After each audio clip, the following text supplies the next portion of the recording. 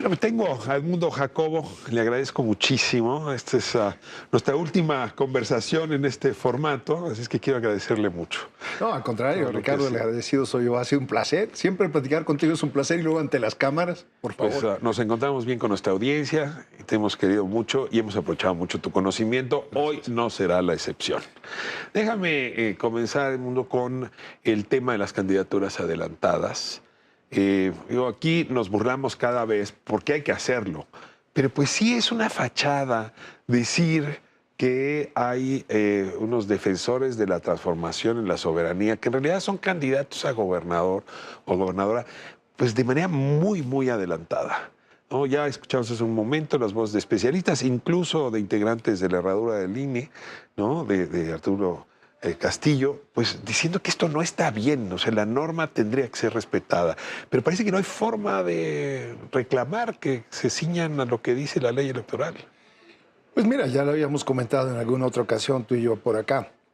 Efectivamente, la norma es esa. Marcó tiempos. Siempre las reformas, la época de la transición democrática, buscando equidad en la contienda.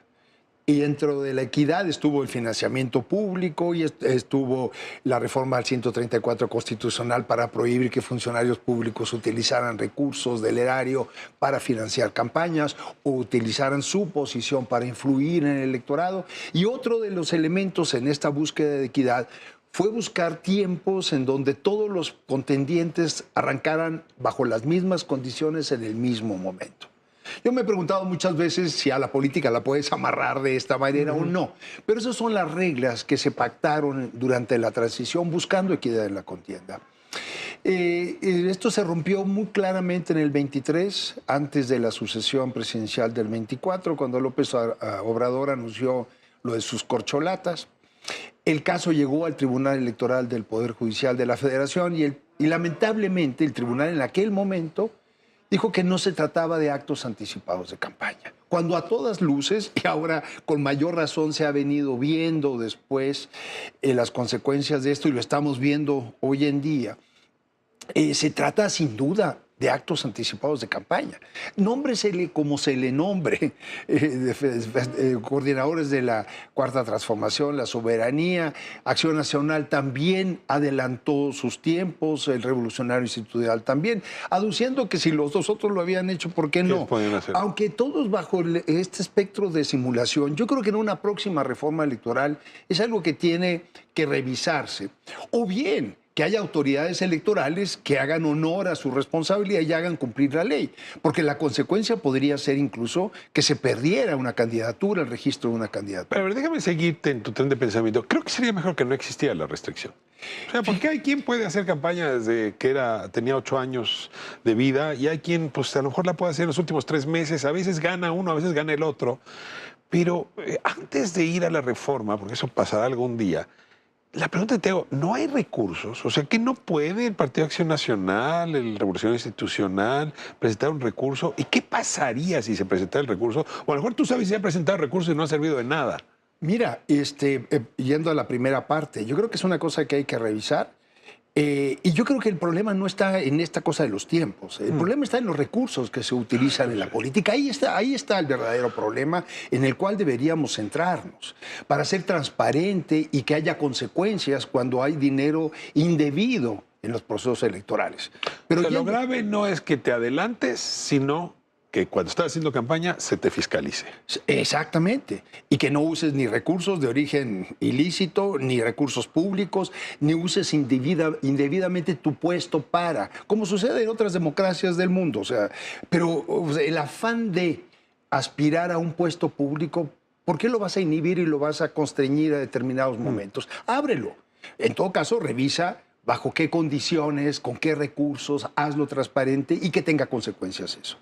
Sobre el otro tema que mencionas, sí ha habido algunas quejas de actores políticos, sobre todo a nivel local, porque recuerda, muchos de estos casos entran primero a los institutos electorales en los estados, porque se trata de elecciones, sobre todo en este momento, locales. Sí. No tocan tanto. No es una candidatura presidencial adelantada, no es una candidatura a senadora adelantada. Pues exactamente, a los diputados y demás. El INE sí podría intervenir por lo que hace a fiscalización. Recuerda que en la reforma del 2014 se le dio al INE la facultad de fiscalizar todo lo que tiene que ver con recursos en cualquier elección, trátese de elecciones federales o locales. El INE debería estar consignando en sus órganos desconcentrados, es decir, en los distritos, en los estados, consignando todo lo que es el despliegue publicitario. Las bardas. Mira, Ricardo, ¿no? ahora que ando recorriendo este país, lo ves por todos lados. Claro. En las carreteras, en las calles, en las bardas, concentraciones. No, es una desfachatez completa. Ese es el despliegue de campañas. Y ese dinero, pues probablemente vendrá de los bolsillos de esos candidatos. ¿Y si no? Ese es ¿Y si viene de otros lados? Yo creo que ese es el verdadero problema. Porque no es solamente quién gasta, cómo gasta, cuánto gasta, sino con qué compromiso llega un funcionario electo al momento en que ejerce una función pública. Y sería con lo otro que decías, que puede ser dinero público también. Y puede ser dinero público. ¿Y por qué? Si el dinero público está hecho para determinadas tareas, educación, salud, pavimentación, etcétera, etcétera. Y no para que se desvíe la política, la cual está prohibido. Y además tiene consecuencias penales el uso indebido de recursos públicos.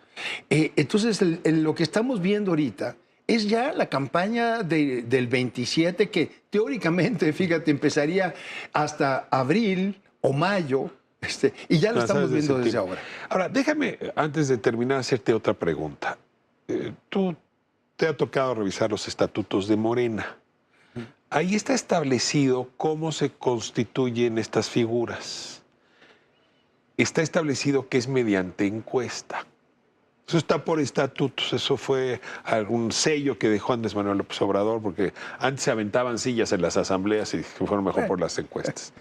Estoy sorprendido que en esta ocasión ya se les olvidó lo que dice el estatuto y no mostraron las encuestas. Ya traemos 3 candidaturas, hoy habrá otras 3, y no hay una encuesta que diga por qué nombraron a uno y no a otro. Aquí también hay un tema de estatuto interno que me pregunto si será de mal gusto ser militante de Morena y también quejarte ante el tribunal por la violación de los estatutos. O te preguntas si realmente alguna vez las utilizaron, ya, o fue un pretexto, otra fachada más, que al final dice, bueno, es que la encuesta dijo tal cosa, cuando a lo mejor la decisión se tomó en otro lado.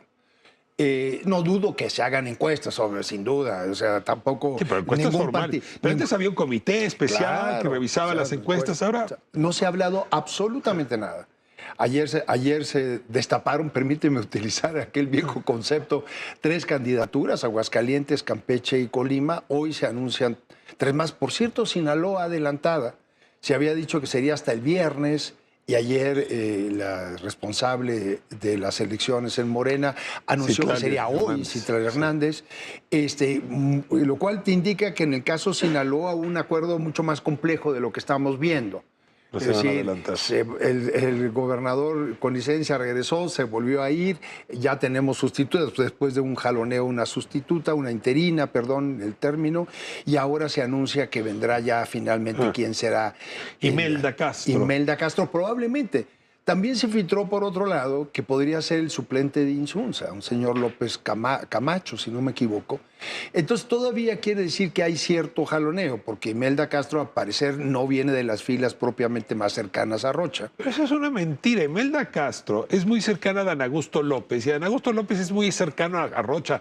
Por favor, ¿a qué hora se pelearon? En fin, se nos fue el tiempo. Exactamente. Y el estado de Sinaloa con sus problemas. En fin.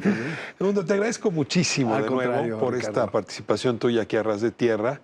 Sabemos que estarás pronto haciendo análisis similar en otros espacios muy destacados. Sabes que desde ahora te doy el abrazo y el reconocimiento de veras por tu conocimiento y por lo que le aportes a nuestra audiencia. No, al contrario, Ricardo, un placer siempre platicar contigo y el agradecido soy yo. Muchas gracias.